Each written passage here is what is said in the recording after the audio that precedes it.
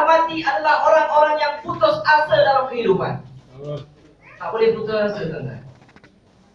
Teruskan. Mungkin dulu dah try itu, try ini, tak berjaya. Akhirnya Cikgu Ikram sampai dalam Tuan Excel, dia buat dan dia berjaya.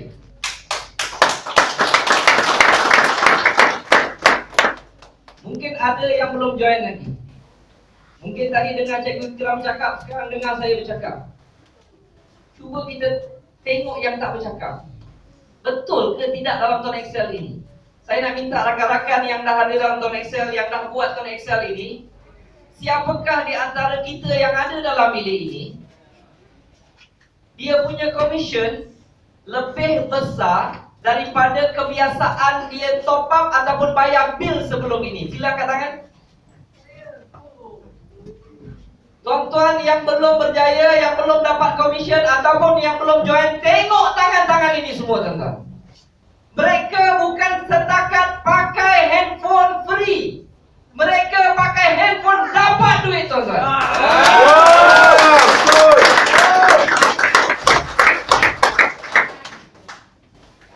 Saya tadi tunjuk gambar dekat Cikgu Ikram. Dekat office saya sana, lebih kurang macam ni ramai. Mungkin ramai, tapi lebih kurang macam ni. Penuh sesak sekarang ni. Tapi Cikgu Ikram kata, malam ni ada pelancaran, saya pun miss nak tengok hari tu. Tak apa, saya cakap. Habis saja sesi ni, saya shoot balik ke Taman Medan, ke BK, tuan-tuan. Cumanya saya nak datang sini, nak beritahu tuan-tuan, dalam Tuan Excel telah banyak bukti orang yang berjaya dengan bermodalkan RM90. Tetapi dalam masa yang sama, ramai rakan-rakan kita, saudara mara kita, sahabat handai kita yang di luar sana yang tak buat Tuan Excel, masih berusaha try, cuba macam-macam cara untuk dapat duit, tuan-tuan. Cuba yang itu, cuba yang ni. Masalahnya kadang-kadang apabila mereka cuba, kalau gagal, bukan tutup kes. Kalau mereka berniaga, buka restoran contohnya, kalau perniagaan mereka gagal, tutup, bukan masalah pun tertutup, tuan-tuan. Apabila perniagaan mereka gagal, tutup saja perniagaan, maka pintu masalah mula terbuka untuk kita. Ramai yang buat satu bisnes gagal, bisnes tutup, masalah mereka perlu bayar duit installment. Contoh dia bayar loan sampai hari ini, tuan-tuan. Ada yang setengahnya sampai mati kena bayar hutang. Hanya akibat sebab tersalah pilih perniagaan, salah pilih jalan. Jadi mesej yang saya datangi nak beritahu semua, dalam Tuan Excel ini adalah satu perniagaan yang mudah. Modalnya kecil, resikonya kecil. Kalau tak jadi pun, dia tidak akan mengundang apa-apa masalah. Yang tinggal hanyalah usaha. Usaha bersungguh-sungguh. Kalau orang lain yang tak ada kelayakan, tak ada qualification, berusaha bersungguh-sungguh, boleh dapat. Apa peliknya, apa mustahilnya untuk kita capai perkara tersebut, tuan-tuan. Semua yang di dalam bilik ini wajib berjaya, tuan-tuan. Dan kejayaan itu kena usaha. Dia bukan datang bergolek. Dia bukan yang kipih datang melayang, yang bulat datang bergolek. Dia tak jadi macam tu, tuan-tuan. Sebab kebanyakan orang yang berjaya, kalau tuan-tuan cek, semuanya dah jatuh bangun banyak kali. Jatuh, bangun, tergolek, bangun lagi, jatuh. Sebab orang yang gagal adalah orang yang jatuh dan dia tak bangun. Dan kebanyakannya orang yang berjaya, dia bukan jatuh sekali. Orang yang berjaya, biasanya mereka lebih banyak kali gagal daripada orang yang gagal.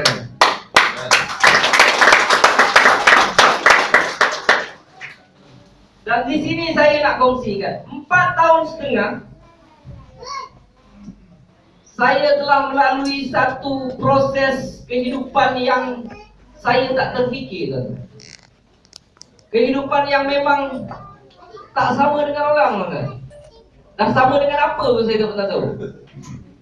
Baru saya faham, Sesungguhnya dalam dunia ni Tuhan jadikan semua yang ada ni untuk manusia, untuk kita, tuan-tuan. Kita dijadikan untuk dia.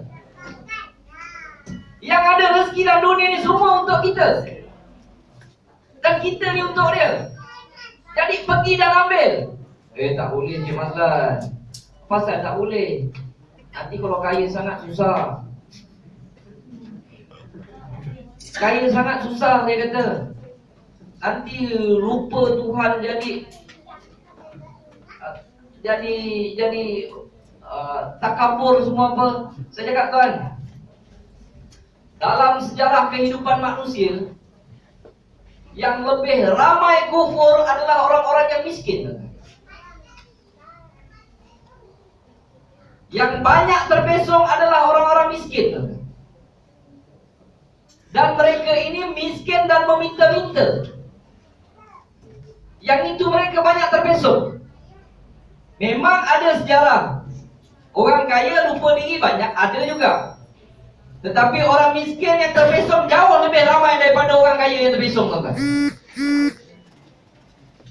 Dan ini mesej yang nak beritahu. Buat Tuan Excel. Kehidupan saya 4 tahun setengah sangat berubah, tuan-tuan. Baru ni pergi ke Penang. Isteri saya dia kena injek insulin, kencing manis. So lepas injek insulin tu dia nak kena makan. Sampai Penang daripada Kangau pukul dah lewat dah. Dah masuk pukul 8. Dia patut kena makan pukul 6 tu. Jadi masa sampai kat Geni Drive, kami lapar. Jadi saya pergilah cari satu hotel. Tak kisah saya cakap mana hotel pun saya nak singgah. Geni Drive. Geni Drive tu biasa malam jam. Jadi ada nampak satu hotel Apple. Pergi singgah. Dia punya rate lebih kurang RM100 je. Satu bilik tu bawah 100. Tapi disebabkan tengok tak ada restoran, nak kena berjalan pula. Alamak, letih saya cakap.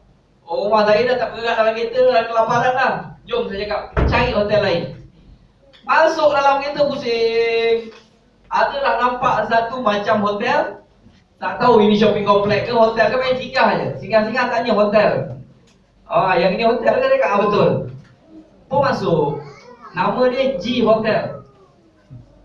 Masuk dengan selipar saya, dengan baju saya ni, baju pagoda. Masuk tanya dekat kaunter, ada bilik kosong ke tidak?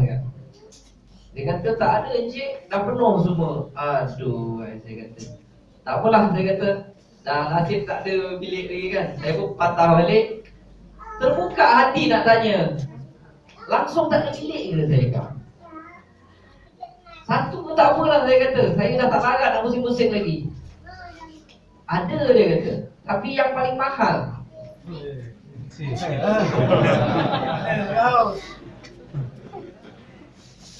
Kalau saya tak tanya confirm dia tak jawab, dia tak beritahu.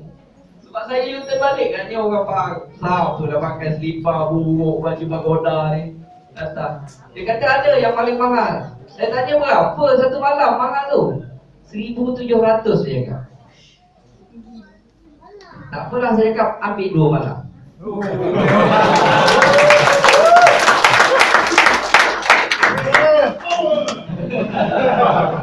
Bukan pasal nak ambil 1,700, malah nak memusik lagi, tuan-tuan.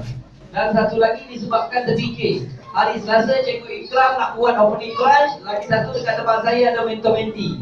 Kalau saya tak fikir 2 ni, confirm saya ambil seminggu, tuan-tuan. Apa dia ingat orang Tuan Excel saya gek apa?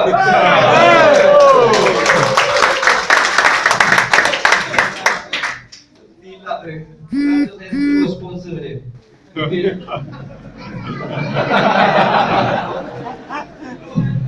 Sebab pun lapar semua apa. Lepas tu kelakarnya besok pagi nak turun breakfast. Nama bilik saya tu tak ada dalam list. Saya pergi sampai dekat tu, dia kata, cik bilik berapa? 1805. 1805. Tak ada cik, dia kata.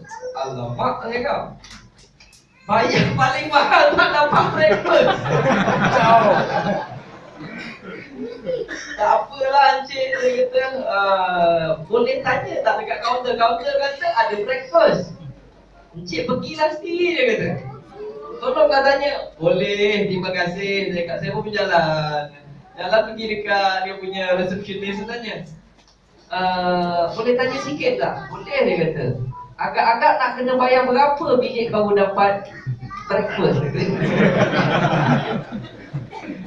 Kenapa encik, dia kata? Saya ambil bilik 1805. Dia kata yang paling mahal, tapi tak dapat breakfast. Mana boleh, dia kata, mana boleh gini-gini. Lepas tu saya tengok kecoh lah. Kecoh-kecoh lah, siapa tak bencik pergi sekarang? Saya hantar, dia kata, boleh. Alright. Saya cakap, saya sebenarnya tak kisah. Yang saya kisah sikit je. Kenapa nak disuruh saya pergi ke kaunter resepsionis sedangkan telefon ada kat sebelah dia? Yang itu saya kisah sikit, saya kata. Angkat je lah telefon tanya orang ni, dah bayar banyak ni boleh ke makan? Kalau ambil tu kan center, okay. So, hari kedua saya turun. Bukan orang semalam yang jaga, seorang lelaki, seorang perempuan. Yang perempuan tu nampak macam manager dia. Dekat hotel tu penuh Mak Saleh. Dia pun lalu, saya pun beratur kat belakang. Dia kata, room number please. Mak Saleh tu bersebut lah. Dia check, okay, how many person? 2 person, okay, can go in. Dia pun check, okay, next, what's the room number please? Dia pun check, okay, can go in. So dia check, kerja dia macam tu. Tiba turn saya, room number please, 1805. Okay. Dia tak check, tuan-tuan. Lepas tu saya dah rasa pelik lah. Saya cakap dengan orang saya, jom kita makan, kita tengok. Betul, tuan-tuan. Lepas saya masuk, manager tu dah tak duduk kat depan tu. Dia semata-mata nak jaga siapa rupanya 1805 ni. Lepas saya masuk, lepas tu dia pun masuk. Lambat sangat dia tak jaga ke depan. Saya rasa dia kena marah lah semalam. Saya tak ada niat nak marah dia. Tapi bayar itu 700, dia tak dapat apa. Lepas tu bilik yang dia bagi 2 tingkat. Bawah apa dia punya living area. Yang atas tu bilik lah. Bilik dia. First time saya jumpa hotel 2 tingkat. Okay, itu first time pengalaman saya. Lepas tu ada satu katil kecil baring dekat tepi apa ni? Dekat tepi cermin, dinding itu cermin menghadap laut.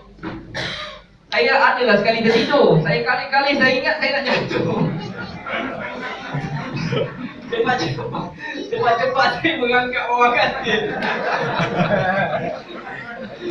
Wih, saya cakap, bila kalih je situ, kan bawah tu pun ada laut, tak terkejut. Dia bukan setakat beruk, kambing pun terkejut. Okay.